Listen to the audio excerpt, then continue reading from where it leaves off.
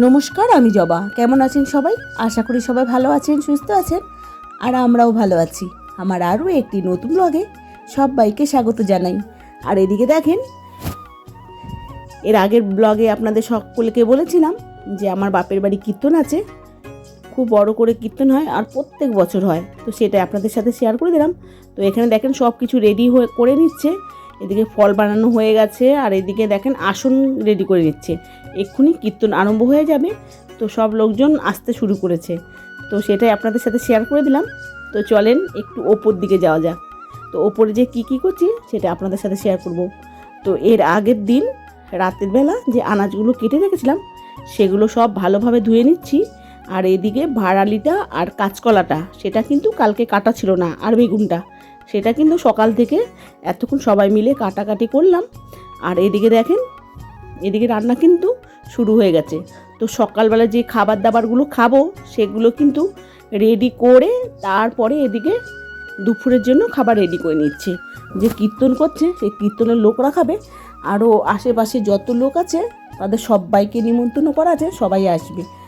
তো এদিকে দেখেন সকালের জন্য হয়েছে আলুর চোখা আর মুগের ডাল। তো এটাই হয়েছে। তারপরে কিন্তু পায়েস বসিয়ে দিয়েছে। তারপরে একে একে ঘ্যাট হবে, তারপরে খিচুড়ি হবে, চাটনি হবে, পাঁপড় ভাজা হবে। তো এটাই হচ্ছে মেনু আজকের। তো এদিকে দেখেন সবাই মিলে কাজ করছি।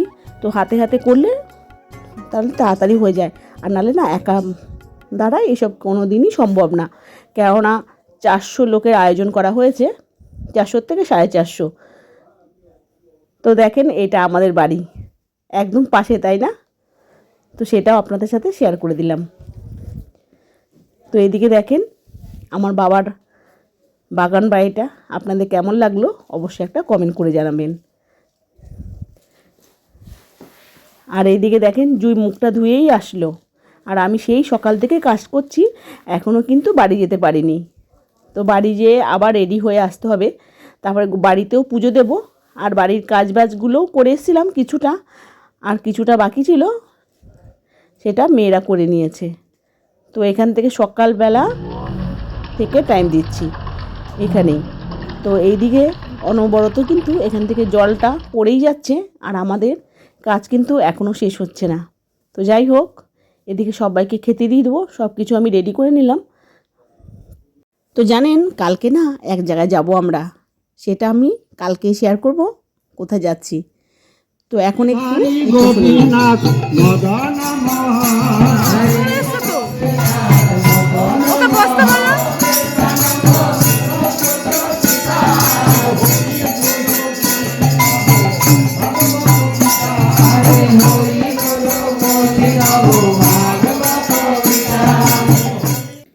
5 ঘন্টা ধরে কীর্তন হয়েছে।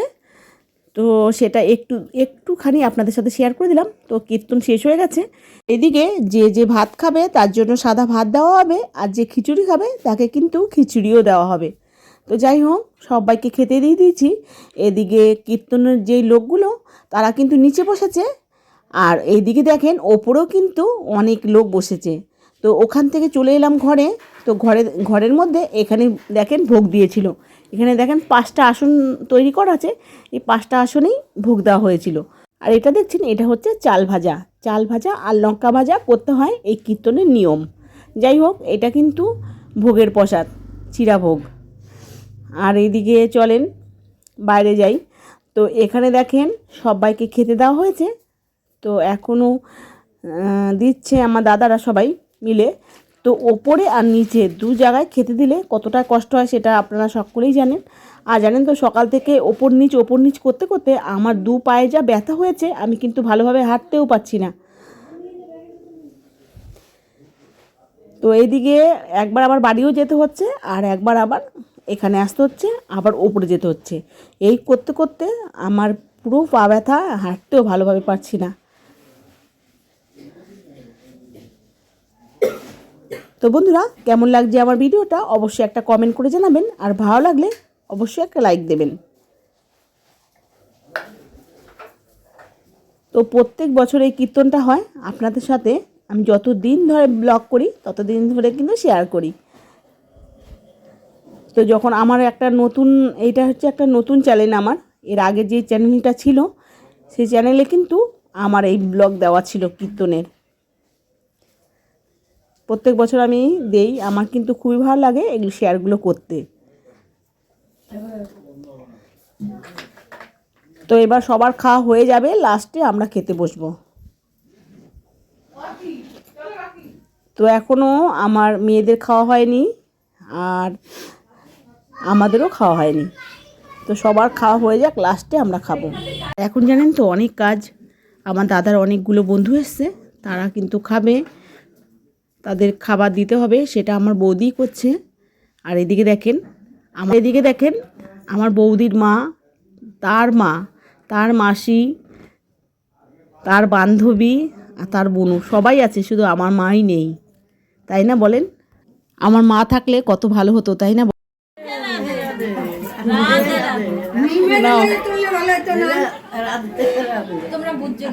তো বন্ধুরা, এত কাজের চাপে আমি কিন্তু সামনে আসতেই পারিনি, তো একটু তবুও শেয়ার করে দিলাম। এখন সবাইকে খাবার দিতে হবে। তো এদিকে দেখেন আমার দাদার বন্ধুদের আমার দাদাই কিন্তু খেতে দিচ্ছে। আর এইদিকে দেখেন সবাই এসেছে, সবার খাওয়া দাওয়া হচ্ছে আর সবাই আবার চলেও যাচ্ছে। আর আজকে আপনাদের বলেছিলাম যে বড় ঠাকুরের পুজো হচ্ছে খুব ধুমধাম করে, সেখানে যাওয়াই হলো না। এদিকে ব্যঞ্জন শব্দ পাওয়াই যাচ্ছে, সবাই মনে হয় ঠাকুর আনতে চলে গেল। যাই হোক, আমার তো আর যাওয়া হবে না, আমি এখানেই ব্যস্ত আছি। তো কখন যেতে পারবো সেটাও জানি না, ভেবেছিলাম আপনাদের সাথে একটু শেয়ার করে দেবো। ওখানে বড় ঠাকুরের পুজো হচ্ছে, তারপরে ওদিকে মেলাও বসেছে, তো খুবই আনন্দ হচ্ছে আমাদের পাড়ায়। তো এই কীর্তনটা আর এই পুজোটা একসাথে হয়েই খুব গড়বড় হয়ে গেল। তো যাই হোক, আমরা কিন্তু এখন খেতে বসবো। তো চলেন খেতে বসি। তো এদিকে একদিকে খিচুড়ি রান্না হচ্ছে আর একদিকে দেখেন খেতে বসে পড়লাম। তো সবাই মিলে খেতে বসলাম। এদিকে দেখেন এই যে আমার বোন বসে আছে পাশে, তারও কিন্তু কদিন পরে বিয়ে। তো বন্ধুরা, আমার ভিডিও কেমন লাগে অবশ্যই একটা কমেন্ট করে জানাবেন, আর ভালো লাগলে একটা লাইক দেবেন। আর এদিকে দেখেন এই যে ও সেজে পুরো রেডি হয়ে গেছে, ও কিন্তু যাচ্ছে ঠাকুর আনতে। আর আমার দাদার বাগান থেকে একটা ফুল নিয়ে নিল, ফুলটা ও মাথায় লাগাবে, তো ও খুব ভালোবাসে ফুল লাগাতে। আর এদিকে আমার ছোটো মেয়ে মন খারাপ করে বসে আছে, কেননা ও নাচতে যেতে পারছে না। তো দেখেন এই যে, তো এখানে ভিডিওটা শেষ করলাম, দেখা হবে পরবর্তী ভিডিওতে। টাটা বন্ধু।